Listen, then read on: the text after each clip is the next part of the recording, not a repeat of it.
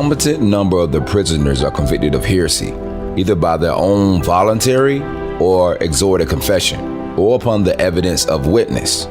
A day is fixed by the chief inquisitor for a gold delivery, which is called by them an auto de fe, or act of faith, and which is always upon a Sunday. A caveat against the Pretender being a short but impartial history of some of the assassinations, murders, and inhumane slaughters committed by Papists, by J. Morley, 1723.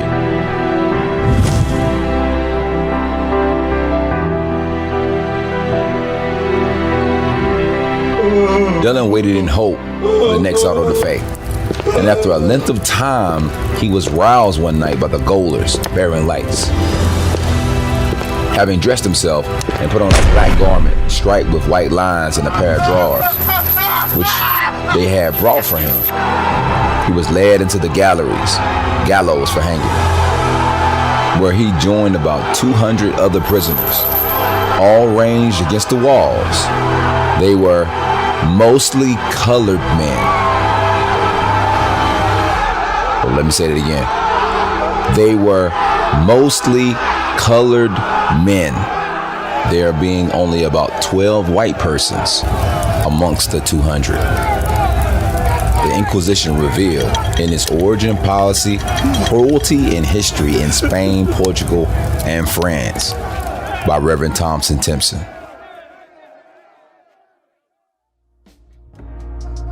When we look closely at the auto de fe's, we can see the lynching of Jesse Washington, Emmett Till, Rosewood, Tulsa, Oklahoma, Wilmington, North Carolina, the Red Summer of 1919, when murderous riots and the destruction of whole towns took place in Negro communities all over the country, which is eerily similar to the events that took place all over Portugal and ghettos in the 14th to the 16th century. The rabble of Lipson, and determined to massacre the Jews, they were again addressed by a monk who cried out that it was that accursed race alone who were responsible for the deadly pestilence that caused so much havoc in Portugal in 1506. The origin of all the misfortune of Portugal and Europe were traced to these blasphemers of the Holy Mother of God. This was enough. The mob goaded into a roaring frenzy, headed by John Moco and Frater Bernardo, both monks of the Order of St. Dominic, who fiercely incited the rabble of at least 10,000 degraded and cruel ruffians to the most disgraceful deeds. Laurent, a secretary of the Court of Blood, says of this massacre in her book, Critical History of the Inquisition, that they slew and mangled their victims, casting many while still alive into the fires. The Negroes and the vilest rabble had kindled at the church doors, to which they kept constantly adding fuel. On Monday, the numbers of the mob were considerably increased from the surrounding villages. The massacre and butchery of the new Christians was continued. Their houses were broken, whole families being murdered. The merciless wretches dashed out the brains of the infants against the wall. Pregnant women were thrown from windows on pikes of those below. Women were outraged, and virgins were violated.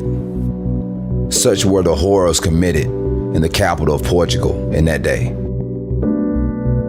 12 centuries of Jewish persecution, a brief outline of the sufferings of the Hebrew race in Christian lands, by Gustav Perelson, 1898. So in the massacre of 1506 in Portugal, according to the author, they slew and mangled their victims while casting many still alive into the fire. Negroes. The writer even calls this quote the massacre and butchery of the new Christians. Remember, it was the black Portuguese Jews who were converted to be new Christians. So what was the name of this particular massacre? Vitimus do Massacre Judaico in 1506 in Rossio Square, right outside the Church of St. Dominic, as the writer confirms. The mob goaded into a roaring frenzy, headed by John Moco and Freddy Bernardo, both monks of the Order of St. Dominic, who fiercely incited the rabble of at least 10,000 degraded and cruel ruffians to the most disgraceful deeds. Shalom family, it's your brother Benyahisrael, and you've been watching an excerpt from the movie series called Reclaiming the Throne, produced by Chief Elders Moshe and Yahusha of Rebirth. And double honors to our Chief Elders for putting this epic movie series together for the body of Israel. And if you want to watch the entire video series, you can check out Reclaiming the Thrones today on Tubi TV with commercials for free. And if you want to watch it without commercials, you can purchase your copy from Vimeo today as well. Now, within this docu-series, the movie reviews historical books found in college libraries and seminary schools, which describe the horrible events which took place by the church in Lisbon against the Black Sons of Judah, among other things. And of the many persecutions committed by the church, this includes the massacre of 1506, which occurred just outside the doors of St. Domingo Church. This is where the church murdered hundreds of Negroes and burned them alive in front of the church, piling their bodies one on top of the other. And St. Domingo Church was part of the Inquisition, and the Negroes that were killed by the Inquisition would have their clothes hung up high in the rafters of the church as a reminder to those attending of what would happen if they attempted to turn back to the laws, statutes, and commandments of the Most High Yah. This habit of the penitent and sackcloth of condemned heretics is to be hung up in the church of that parish where they dwell, that these sort of ensigns may be a monument to keep the everlasting remembrance of their impiety. For the name of the heretics and the reasons of their condemnation are to be inscribed and renewed on them. The History of the Inquisition by Lembrock Philippus, 1633-1712. So during the auto de fe or acts of faith, the clothes of the convicted dead were hung up in the churches on display as a memorial of their execution and condemnation. One example of the hanging of dead victims' clothing and the curation of the bones of the Negroes during the auto de fe takes us all the way to Rwanda, where in 1994, the genocide of more than 800,000 Hutus and Tutsis took place. One of the lesser known facts about the genocide is the role that the Catholic Church played. In an article by The Guardian labeled Rwanda Genocide, Catholic Church sorry for the roles of priests and nuns in killings, the author wrote, "The Catholic Church in Rwanda apologized on Sunday for the church's role in the 1994 genocide, saying it regretted the actions of those who participated in the massacres. We apologize for all the wrongs the church committed. We apologize on behalf of all Christians for all forms of wrongs were committed." The statement acknowledged that the church members planned, aided, and carried out the genocide, in which more than 800,000 ethnic Tutsis and moderate Hutus were killed by Hutu extremists. In Rwanda, in the territory of Ntarama, a church has been immortalized because of the brutal slaughter that took place there during the Rwandan tragedy. This Catholic Church, just like the auto de fe of the past, has the victims, the Negroes, clothing hanging from the rafters as a memorial, and also an ossuary of the bones of the said victims. Now, you can only imagine the grisly, barbaric scene of clothes hanging from the ceiling of the church of the people that they helped kill. And imagine the emotions that someone would feel if they came across such a grisly scene.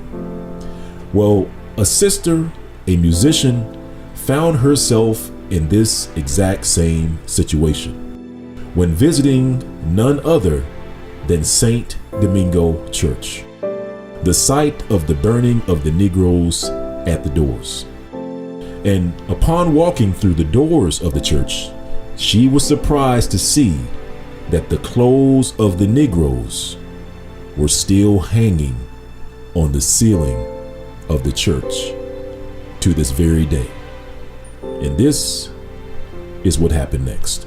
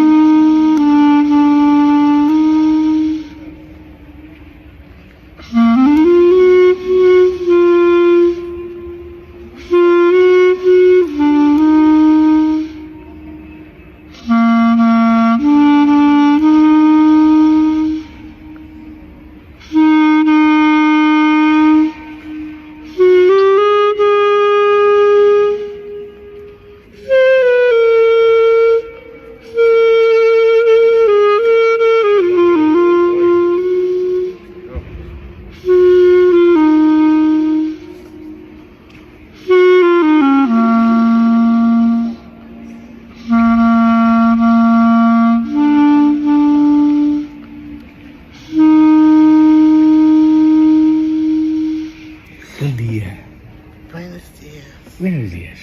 Es muy bonito, pero es importante perceber que en la iglesia... English. In English, yes. I only speak English. You speak English? Yes. Okay.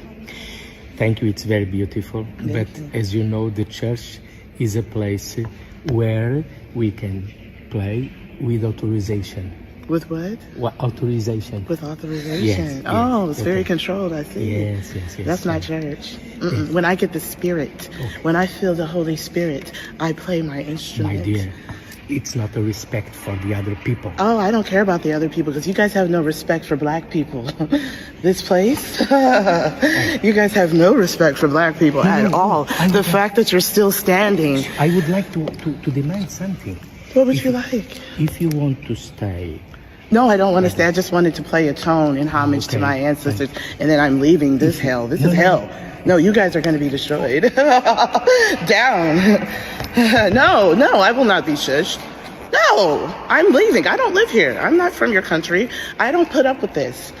I have no respect for you at all. But I have respect for you. I don't have respect for you. None at all. Like a zero. The fact that you're in this institution with the history of this place and what it did to black people in the continent and you still here? I don't want to hear it. No, you're being challenged. This is coming from the Most High. I'm speaking with the authority of God, who you say you believe, but you don't believe because if God is saying this place is going down. Go down, Moses, way down in Egypt land. Tell old Pharaoh to let my people go. That's a spiritual work you know nothing about. So good, thank you. Now, of course, it will be by the hand of the Most High Yah that the nations who have committed these heinous acts of violence against the house of Judah, that they will be judged.